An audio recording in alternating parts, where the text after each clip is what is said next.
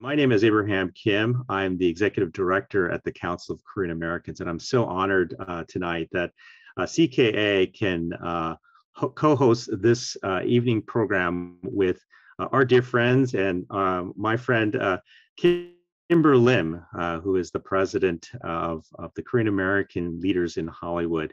I'm excited tonight because not only we can co-host this evening with a great organization, but also to be able to celebrate Justin's new film. And for many of you who are part of CK know that we're honoring Justin this fall at our gala with the Trailblazer Award for not only his tremendous work in the media, but also being a role model and taking on the tough issues within our community with this film. So we're so thrilled and honored to have to kick up our fall programming with Justin, and then tonight our moderator Rebecca Sun from The Hollywood Reporter. But with that, I want to hand the microphone over to Kimber to welcome our audience as well. So over to you, Kimber. Thanks, Abe.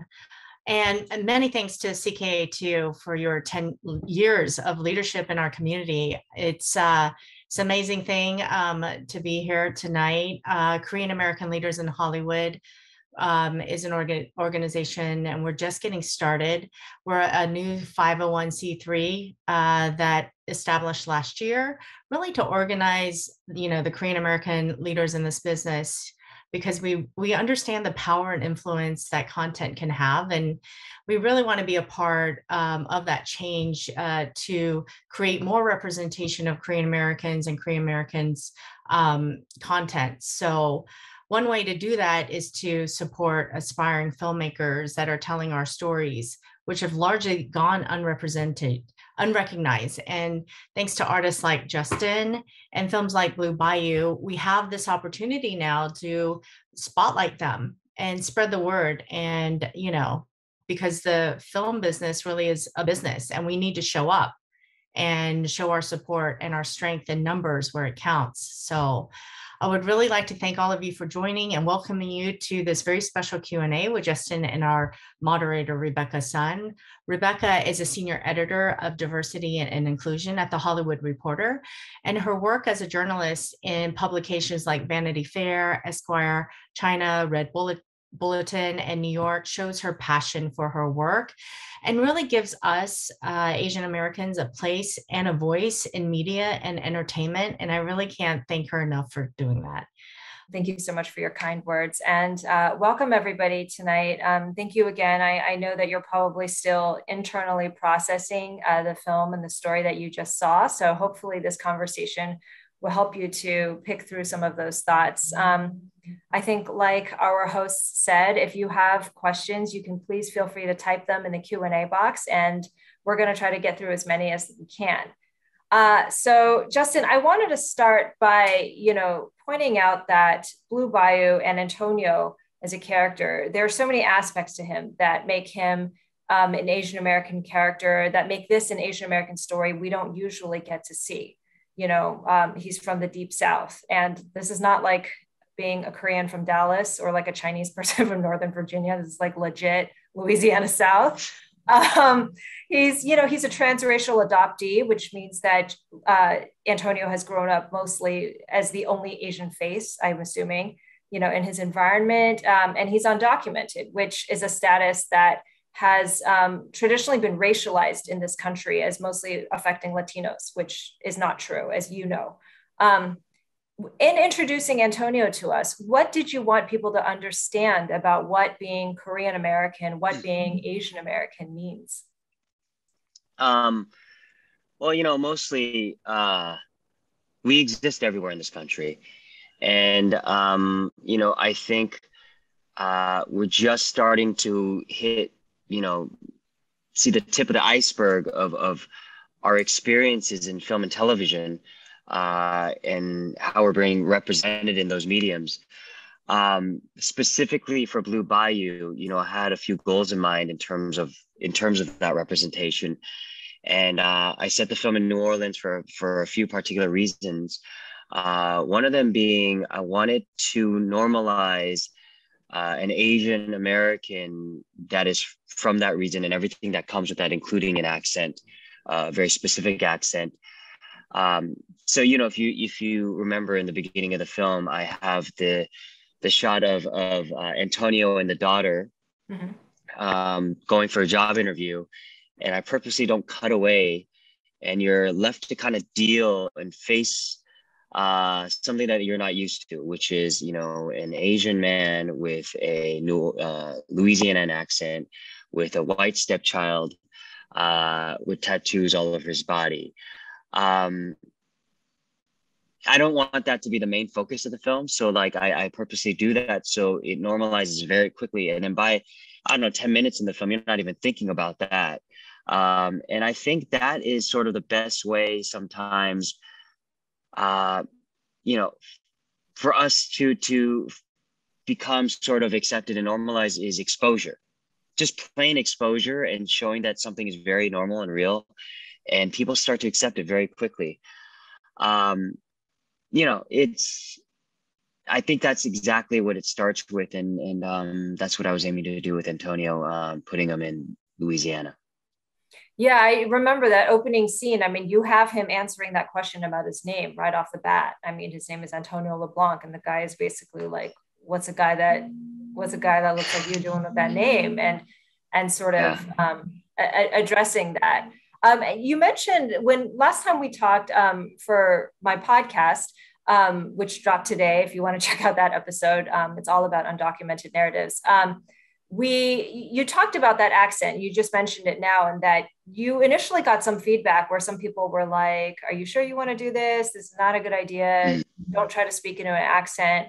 What do you think people were worried about? And then why did you decide to proceed? I mean, it's authentic to the character, obviously. Yeah, you know, it's funny because you start to see people project whatever their bias or whatever their feelings about something is very quickly. Like their uncomfortableness with something, and you know, I knew it was fit for the character. And you know, I worked with a dialect coach, and it was very specific. I modeled it after 3 different people from the particular region Antonio is, you know, grew up in, St. Francisville. But you know, because it's foreign, because it's not something they're used to, they immediately think it's not acceptable. So I had a few people challenge me early on saying, you know, you sure about that accent? And I actually, you know, filming in New Orleans, I had a few, you know, people complain, being like, hey, you know, he's really making us look a certain way, and you know, his accent is not very good, and you know, that's not realistic, which is all not true, because I did copious amounts of research to making that authentic. It just shows, goes to show, you know, how uncomfortable people are exposing things that they're not used to.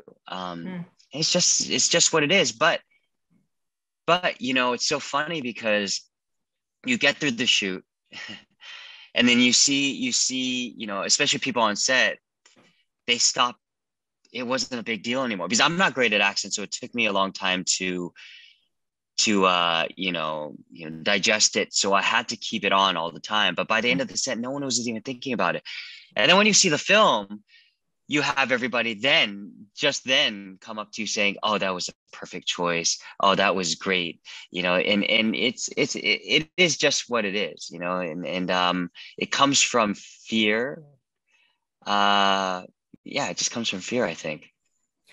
It's interesting because I definitely can't, I mean, I'm not a native of that region, and so I don't have the ability to judge the accuracy of it. But the accent to me really sort of like, it emphasizes on an elemental level how much Antonio is a part of that environment, and how like it sort of again emphasizes that like where he is in his life now has nothing to do with Korea. And to take this man that talks this way, that sounds like that, and to say, well, he's not an American, it's like it gives you that cognitive dissonance on another level, and emphasizing, you know, his identity.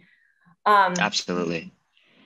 When, I think that anybody who's sort of read your interviews and spoken with you know that you have this really deep passion. And I would almost say it's like an urgency to kind of make up for the deficit of Asian American stories that, we haven't had in our culture. So I'm assuming that you're always brimming with ideas. At what point do you know that you have enough meat to an idea to go ahead and really pursue it as a film project, using Blue Bayou as an example? Yeah, when it's personally related to me, for example, like Gook, which is set during the LA riots, and my family was affected by that. We were looted during the LA riots.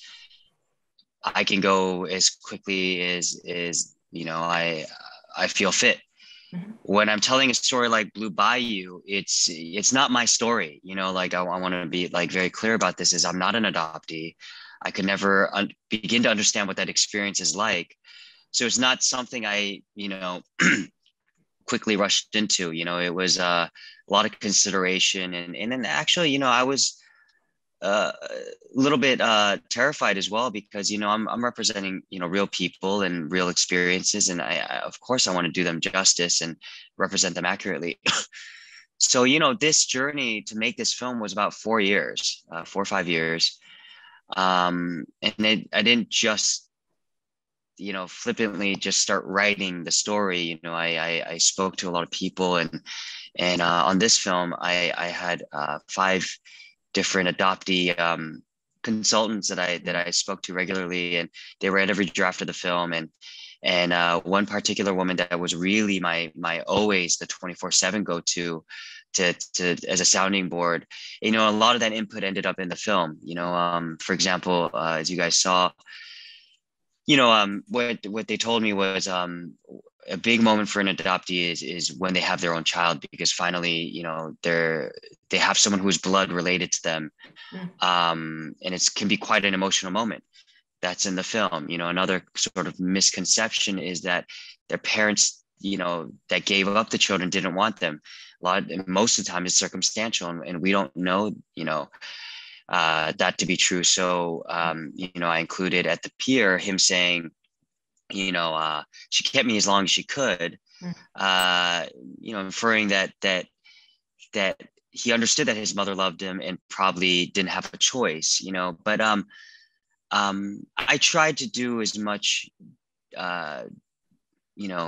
research and due diligence as possible, but of course, there's no way in one film I can encompass the entire adoptee experience.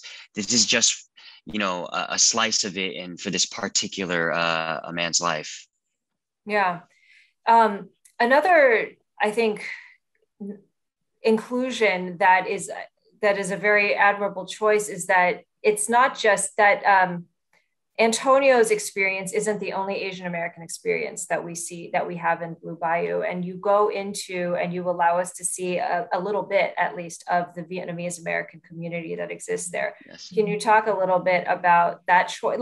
Did that come sort of like after you landed on New Orleans as the setting, that okay, I'm going to have this subplot, or how did that become a part of the film?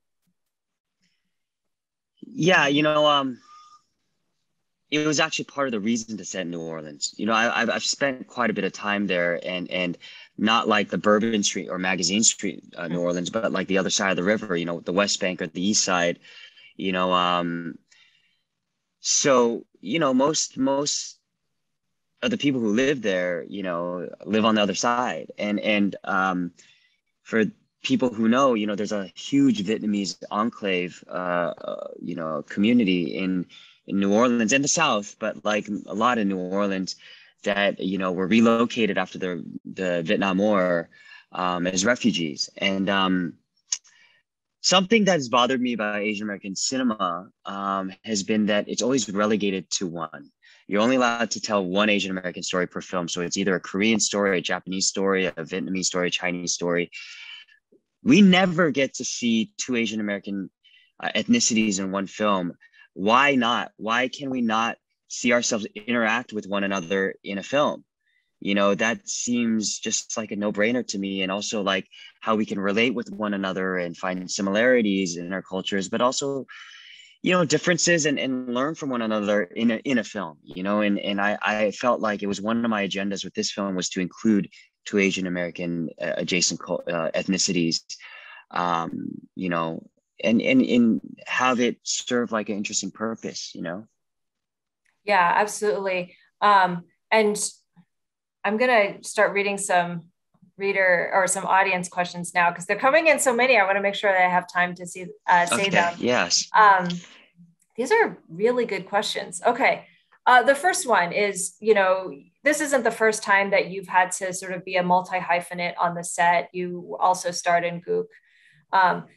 But how difficult is it for you when you're trying to change things day to day, like wear all these different hats? And then also from the same viewer, how different was the final product of Blue Bayou from the first draft?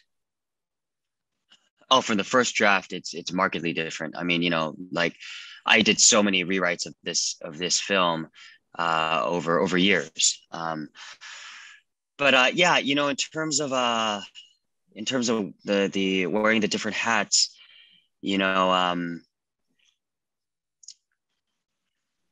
my job first and foremost when I'm on set is the directing aspect of it. I need to take care of the actors and make sure they feel comfortable and confident in what they're doing.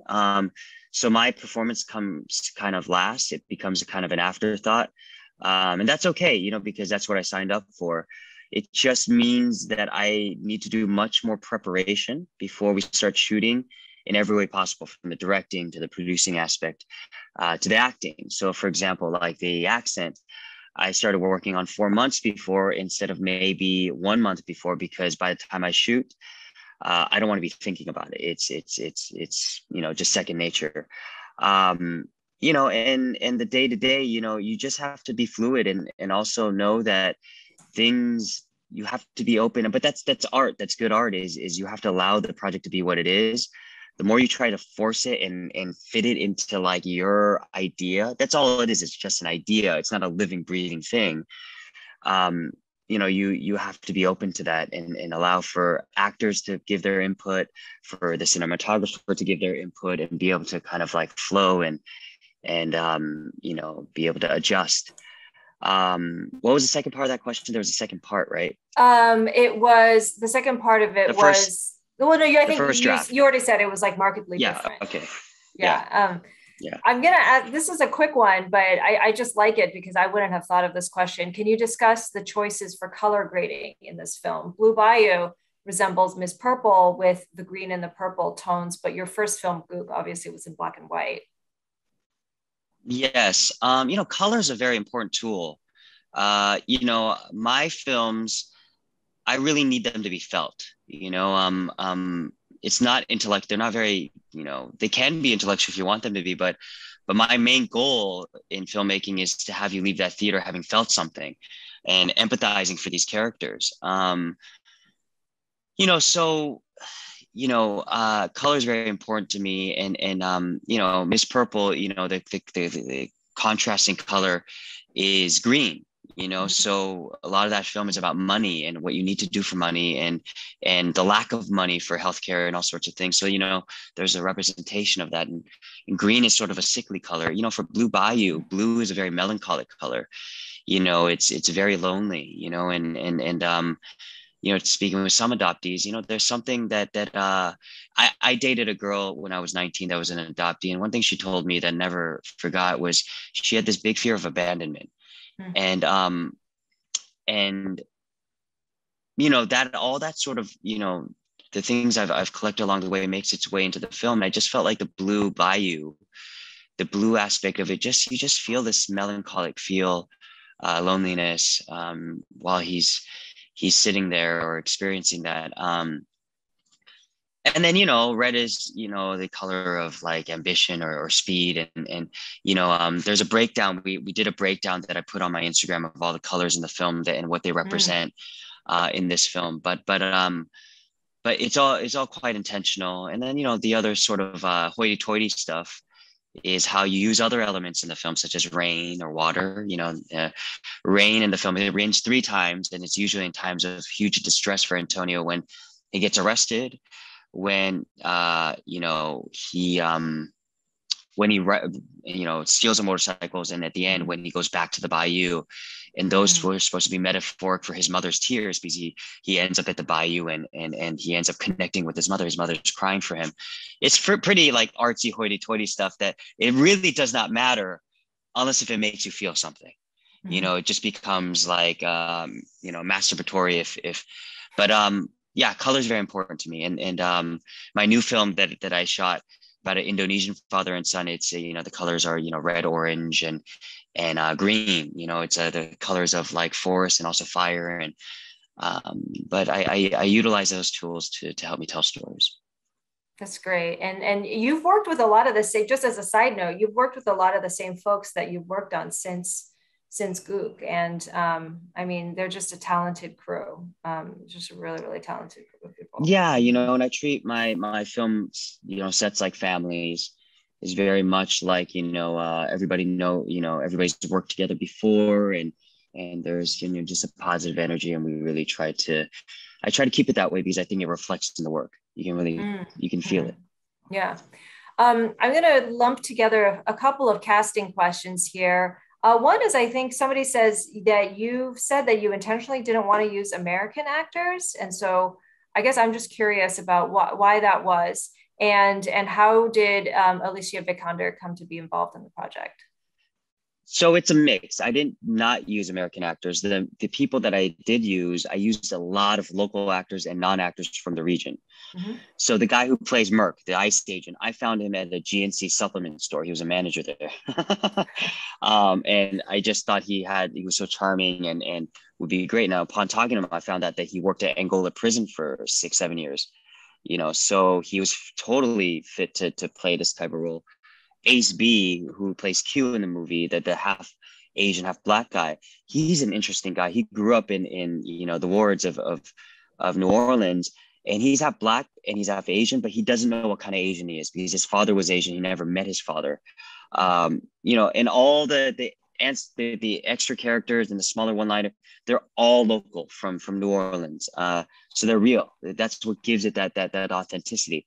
In terms of some of these other roles, I felt it was very interesting to use somebody like Alicia Vikander, cast somebody like Alicia Vikander, because she is Swedish, and Linh Dan Pham, who is French, to play these strong American women, because every choice that they make is going to be intentional and a choice as an outsider. So they can look at this American, character, and they're deciding which sort of aspects they want to heighten and live up and or downplay. So it's very intentional. And I thought that was a very interesting sort of inspired way of casting these roles. The way I went about casting Alicia was I wrote her a passion letter, and we're talking CKA and Korean leaders in Hollywood. What I told her is, I said, listen, I saw your first film, Pure. I absolutely loved it. You often get cast as these corset drama sort of royal people or things that are otherworldly, and what I have seen though in you is this so human side of you that I know you're capable of, just no one is giving you the opportunity. I really think you can play the salt of the earth, blue collar American woman. And what I told her is, I feel like, where I come from, I explained what Han and Chung is. And I was like, you have that in spades. You are almost like, you must be Korean, and you must be some way Korean. And what she told me was like, what, I get that a lot. I think I was Korean in a past lifetime. And I was like, yes, you are. Come do this movie with me. And I think she found the role to have some qualities that she really would love to explore. So that's how I got her. Linh Dan Pham, I met her through friends. She did a movie called Indochine with Catherine Deneuve, and she also did a really beautiful movie called The Beat That My Heart Skipped with Jack Odiard, and she's incredible. She took some time off of acting, but I, got a hold of her and I Zoomed with her, and none of the production companies knew who she was, and I was like, no, this is the girl, this is the one. And I told her, I said, hey, listen, for this role though, something that's important to me is that you shave your head, because she's dying. And she said, that's absolutely no problem. It's required of the role. And I said, let's go, yes, some and also just finding, I mean, I would imagine child casting is difficult, but Sydney Kowalski, who plays Jessie, your stepdaughter, was tremendous. I mean, that's a very important character. You know, this is not just like a small kid role. It's in some ways that bond between Jessie and Antonio. I mean, that's what you're ending the film on, you know, yes, the heartbreak of that. So that was developed. And tell me if this is too personal, but you have a daughter? Yes, I have a daughter, and when I first got to writing the film, you know, I took a second before I started writing. I didn't start writing right away. You know, I had a lot of conversations, and when I started writing, my wife was pregnant, so I had a lot of time to kind of be introspective about what that means. What does parenthood mean? What is how, like, what would that feel like to have to give up your child, and all that entails emotionally. So like a lot of that I think can be felt in the film, like the emotionality of all that. But you know, like this movie is in service to adoptees. This movie is for adoptees, you know, and I want to do their experience in this country justice. And I couldn't imagine, you know, being brought to this country as an adoptee, and then afterwards, like 30 years later, finding out the American government doesn't consider you American, and then having a family and what that entails. Like, it's just, you know, it's crazy to me. So like, you know, my wife was pregnant, and I just had a new daughter as I continue to write the film, and just trying to be empathetic and putting myself in there. It just broke my heart and got me quite, you know, emotional on a pretty daily level. Yeah, absolutely. And I think that there's actually a lot of questions about adoptees in the chat. So I'll go ahead and ask a few of them. But just a note, I mean, I think that tell me a little bit about your decisions to, like, how much to break the fourth wall with the film, especially at the end, in terms of what to say, what not to do. You decided to conclude with the photographs and names of actual real life adoptees who have been deported or face deportation. However, on the other hand, a very knowledgeable viewer notes that, you know, there are like bills to support, you know, was there a decision, like, should I say, like, hey, you know, let's do a call to action to support the Adoptee Citizenship Act, which is a bill that's trying to get done. Yes. What was your thought process? You know, so I had a main purpose for this film is this is not a political film. You know, it's a film to bring empathy to the issue, and to a particular person that is going through this, from the South, and ultimately is for awareness, right? You know, I am not super political. I am a dummy when it comes to politics. You know, I couldn't tell you like how even a president gets elected in terms of all the stages I have to go. I don't know, you know, that's not my expertise. What my expertise is telling human stories and bringing empathy to communities. So what I can do, what I can offer is to tell a empathetic story of someone who's going through this and bring awareness to it, you know, and put it out in theaters. And then hopefully the right people who know how to do that stuff, who are experts at that, can get this film to the right people and bring the right awareness, that maybe can change some, you know, Congress people's minds, or people who have legislative power or skills to reach those people to make some sort of change, you know, through legislation. So, you know, the decision at the end, what I wanted to do was I didn't want people to get off scot-free. I didn't want people to walk away and be like, oh, that was a sad story, but I'm going to go on with my life. When you see real faces, it's hard to turn away and go about your, you know, just your night. You know, I think, you know, another goal is for people to go home and think twice about these people, you know, and think twice about Antonio and not be able to forget it. It's almost haunting. You know, and I think that that's my way of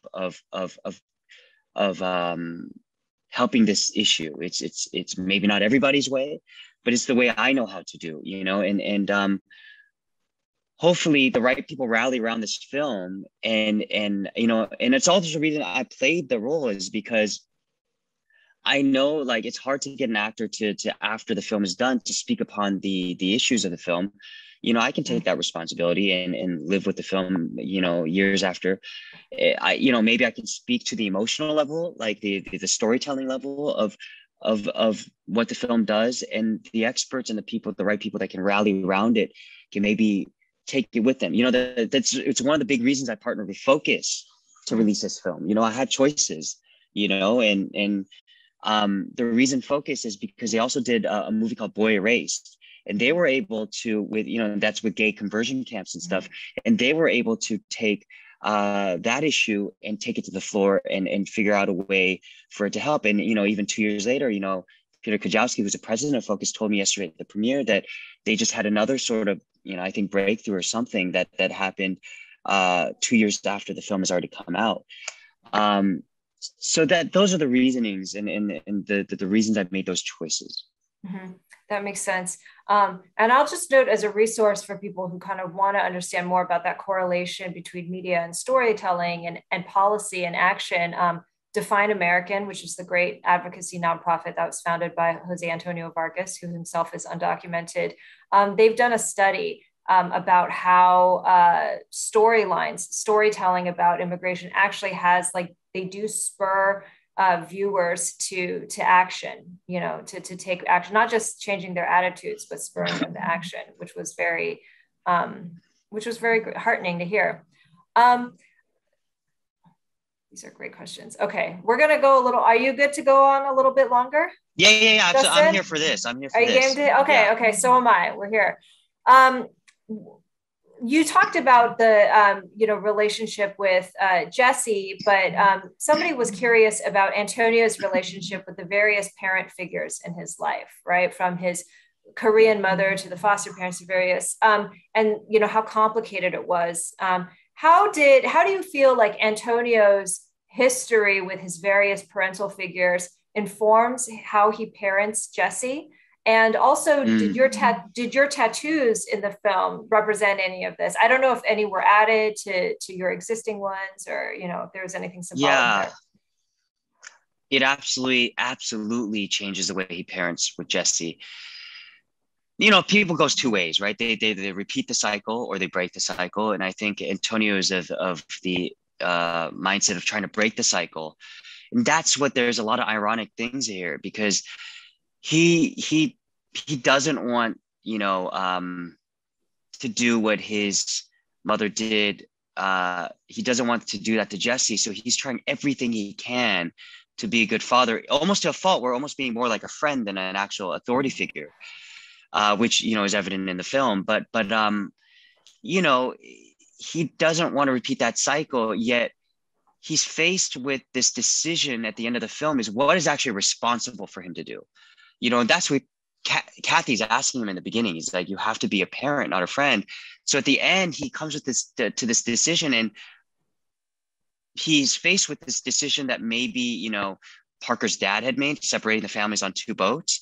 And also maybe his mother had made. And what he realizes maybe is that those decisions that those people have made are not that easy. Like, it's not that simple. It's not that, there's a lot of circumstances involved. And in this particular case, what is best for his child? And I think he realizes that, like, the family has a support system here. They already have jobs. They have a place to live.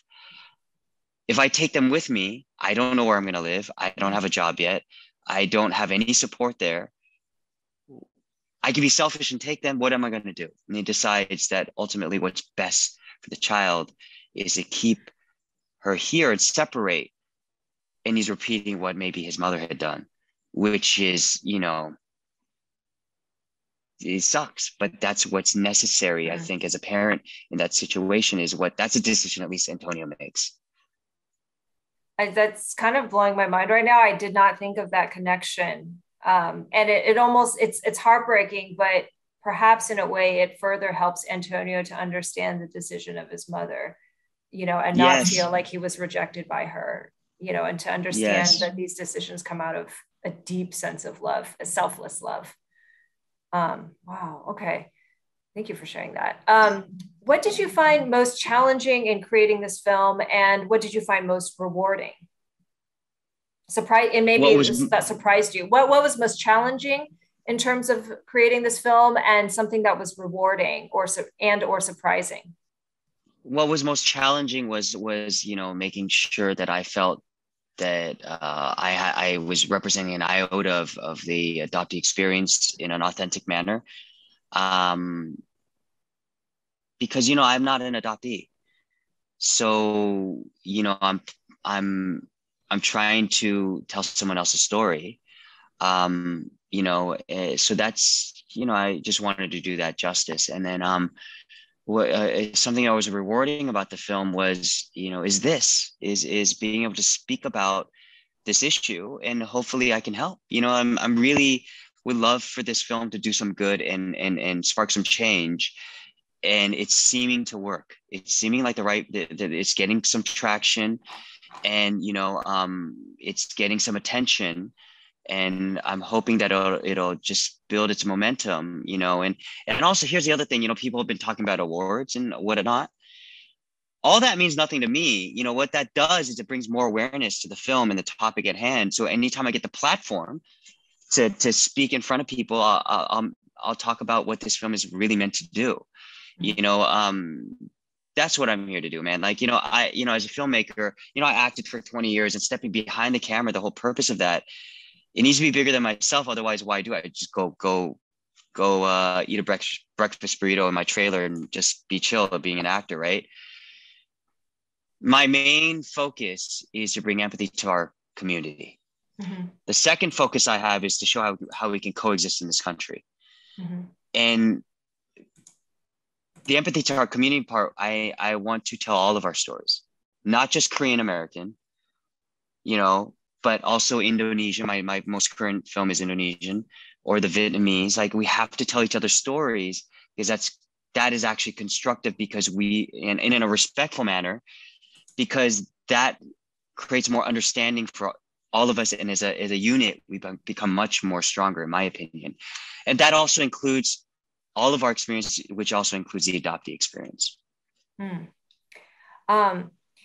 I'm curious, since you mentioned like sort of your transition from acting, this is actually something that I've always wanted to ask you, is because, and perhaps actually like maybe, well, first of all, do you have sort of a priority in terms of like how you feel as an actor versus a filmmaker? Like, is that something, do you hope to continue sort of both, or is there one that is sort of? I mean, I go where the wind takes me, like it's what I feel is urgent, or for sure this film felt really urgent, or what I feel needs is of value. I just directed a TV show for Apple. I adapted, I didn't adapt, but I directed, the adaptation of Pachinko. Mm-hmm. And I did half of the season. I thought that was an important story, because it's a different kind of immigration story. It's from Korea to Japan, and it's a reverberation of the choices that we make and how it haunts us through generations. Also, cultural baggage that we inherit from our parents and our grandparents, mm-hmm. and how that, and I think that's valuable. I think that's valuable in helping us understand who we are, and then I just wrapped, 2 days ago, a film about an Indonesian father and son, because I feel like Southeast Asian stories are not quite represented properly in our storytelling. And I feel like it's, I need to use my platform to also tell all of our stories. So yeah, I don't know where I'm going. I constantly get offered studio films every week, and I turn them down, because what I know about that is I take one of those, and it's a group everything is a group decision rather than, me deciding what I think is right and wrong. And ultimately, I think the authorship and who tells our stories is very important, but also the autonomy and being able to say what I want to say and not having all these cooks in the kitchen being like, but that's not good for marketing, or that's not good for, this quadrant of the people we're trying to sell to. If the right opportunity, in the studio space comes about, then of course I do that. But I think right now I'm really well served in what I'm doing. Mm-hmm. That's a good segue to an audience question, which was how this person really respects that your films always shed light on sort of these underrepresented populations, even within this larger Asian diaspora. I think Blue Bayou being a paramount example of that. That said, what are your thoughts on sort of the tentpole Asian American blockbuster films that we've only started getting in the last few years, like Shang-Chi or Crazy Rich Asians? How do you think they sort of exist in the landscape alongside the smaller, more intimate films like Blue Bayou or Minari or Farewell? Do they help them? Do they hinder them? I don't think it hurts it. And I think they're necessary. I mean, we need representation in every facet of this industry and storytelling. Temple sort of big studio films are huge money makers, and you know what? The amount of marketing they put into, like the amount of money in marketing they put into those, they're wide reaching. They reach all parts of the earth. So to not have us represented in that sense it's necessary.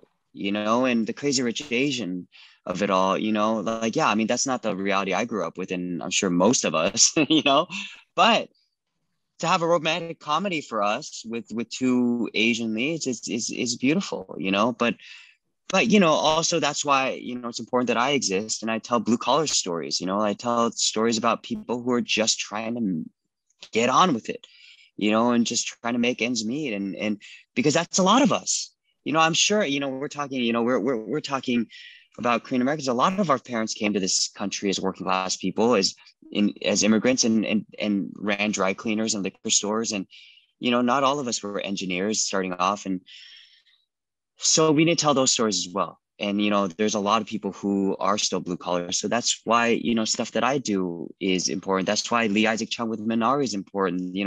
People going to, Oklahoma and starting a farm. I mean, that is part of us, that represents part of our experience. And in the Farewell, I mean, that goes back to the motherland, but, I think it's also important because she's American, so I think it's all necessary. Yeah. What was it like working with Macro? This is kind of an industry question, for the KALH listeners out there, but, what was it like working with Macro, which is, I think probably at this state, it's not a very old company, but it's a production company that is pretty much the only, or the first or the foremost POC centric production company in the game. They're, I mean, they're really at the top of the game with Ava DuVernay's company, and my experience with them has been a lot of support. Of course, there are things that they have to adhere by. So certain casting requirements, and, because that's their business as well. Like they have to, have some sort of bumpers to make sure that they're protected financially, and they have to report back to their investors. But my experience, I don't know what they are now, because they've changed quite a bit, but my experience has been, they have been super supportive. All their heads, actually they were women, but I think they just brought in a new Black president. Charles King used to be, Oprah, Will Smith, some of the Hollywood elites agent at WME. So he knows the industry.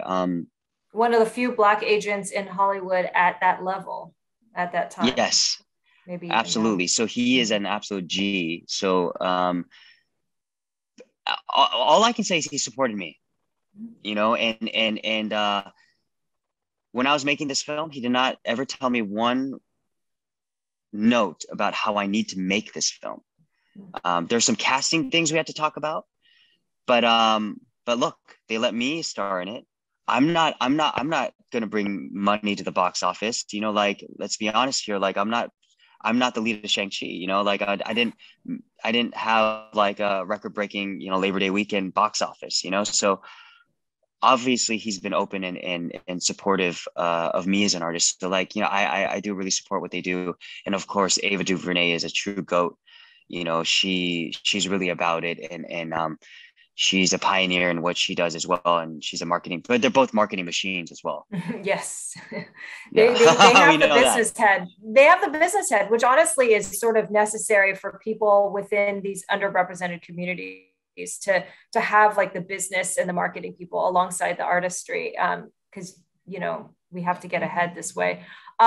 There's 2 more audience questions left before I wrap, and I'll ask kind of the fun-ish one first, which is must be from an audience member of a certain generation. I'm going to spin this question a little bit. Are you ever going to go back to YouTube? I guess this is somebody who remembers you from your, like, you know, Ryan Higa, Kev Jumba days. Yeah, YouTube was great. You know, I'm open to everything. You know, I'm open to creation. You know, I'm not just like this artist that's like so restricted to like my art form. I'm open to it all. You know, like, that's why I love directing, because it encompasses it all: music, you know, score, lighting, cinematography, photography, you know, acting, you know, set design, you know, like but you know, what I appreciated about YouTube was here was a space that was democratized. The people get to choose what is popular, and it was dominated by Asians. And that was fascinating to me.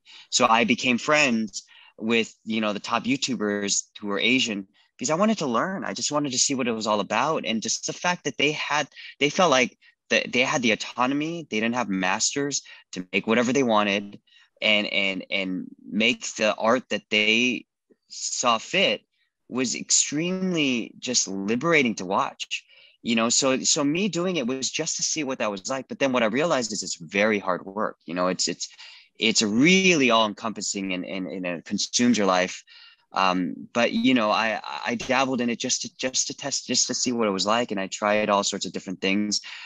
Never say never, because YouTube has become such a resource for, you know, democratized sort of media, and you know, all the stars have a YouTube channel. Will Smith, Russell Brand, you know, because they get to put out what they want. It's also another marketing tool, but I just don't have the bandwidth right now. You know, so maybe in the future, I don't know. Yeah, that is fair. And then finally, this is a great question to end on, because I think it encompasses sort of your past filmography and looking forward. Are there certain themes that you find yourself, like, that you see as a through line for you with your work so far, or themes that you find yourself continue to be drawn to? The audience question that prompted this was looking at family narratives and thinking about how your films all relate to family in some way. Yeah. You know, I think that's what I'm doing now. You know, I think, you know, family is something that's very universal, you know, and it's a way in where people can relate. I'm drawn to unconventional families. I don't know why. And I'm also drawn to narratives that have like a very inclusive diversity to it, because again, one of my initiatives is to show how we can coexist in this country. But you know, it's exploration. You know, I'm exploring my own demons. I explore my own sort of psyche and traumas and through my art, and that's why they feel so personal, you know, and then and I'll take it as far as that goes, and then it'll be a new inspired sort of direction, you know, that I feel very passionate about, that'll take me, you know, in an exciting sort of way, you know, but that's the one thing I know about art and life, is like, who the fuck can tell what the future is to hold? We don't know shit. Who the hell knew there was going to be a pandemic? You know, like none of us know anything, you know, like, So I'm not going to limit myself to any sort of genre or mode of storytelling. I do know that Asian American storytelling is very important to me, but who knows? I might tell stories with, Caucasian people, but use Asian themes, and motifs, and tackle it that way. But for now, that is what I'm doing, and I do love family dramas, but if you think about it, that's what Avengers is. Avengers is a family drama. It's an unconventional family. Fast and the Furious is a family franchise. Yes, exactly. It's family. That thing annoys me to no end is I think is family. Vin Diesel always says that. The third F. Yeah, but yes, no. I'm open. I'm absolutely open to what's to come. That's great. Well, we're very, very excited about it. Please keep us posted. And also just, you mentioned, I guess I just wanted to shout out, this isn't a question, but, people in the chat have been saying there are efforts. If you want to take action after having seen Blue Bayou, there is a bill to try to pass the Adoptee Citizenship Act of 2021. Nice. So you can go online and try to and support that petition, allianceforadopteecitizenship.org. There is an organization called Mixed Roots. I am mixedroots.com. And I think that they're going to try to organize, be different community partners. And hopefully, we'll see if that's something that, like you mentioned, Focus has a history of, sort of getting involved in some advocacy aspects with issues related to their films. And so perhaps Blue Bayou is one where there will be a long tail for this. Yes. And I think they're absolutely open to it, so, that's what this film is for. That's great. Well, that's one of the most important things that art can do. So really appreciate your presence as a storyteller, especially one who cares about our community. Thank you so much for your time, Justin. And I will toss it back to Abe. Well, thank you very much. Yeah, thank you, Rebecca. Thank you for your masterful interviewing of Justin. So let's give her a virtual hand, as well as our guest Justin for amazing. Thank you. And I encourage our audience as well. This weekend is an important weekend for the movie. And so for those of you who can watch the movie and go to the theaters, let's just pack the theaters this weekend so that we can give support for the Blue Bayou. But Justin, thank you so much for your heart, your passion, and just your vision for the community, the Asian American community, and around these issues. And so we support you, and we're so grateful that we have filmmakers like you with a big heart to really want to change the world and make a difference. And so thank you to you, Justin. Thank you, Rebecca. And thank you to Kimber and the Korean American Leaders in Hollywood for co-hosting this evening. And then finally, thank you to all the audience members tonight for watching the movie, as well as joining us tonight. So thank you, and have a wonderful evening. Good night.